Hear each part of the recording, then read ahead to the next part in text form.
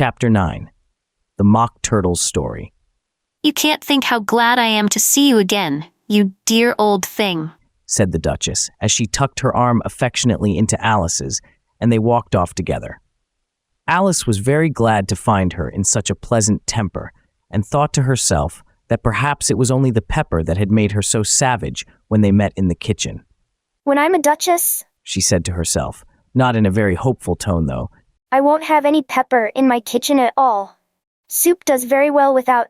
Maybe it's always pepper that makes people hot-tempered," she went on, very much pleased at having found out a new kind of rule. "and vinegar that makes them sour, and chamomile that makes them bitter, and barley sugar and such things that make children sweet-tempered. I only wish people knew that. Then they wouldn't be so stingy about it, you know?" She had quite forgotten the Duchess by this time, and was a little startled when she heard her voice close to her ear. "You're thinking about something, my dear, and that makes you forget to talk. I can't tell you just now what the moral of that is, but I shall remember it in a bit." "Perhaps it hasn't one," Alice ventured to remark. "Tut, tut, child," said the Duchess, "everything's got a moral if only you can find it." and she squeezed herself up closer to Alice's side as she spoke.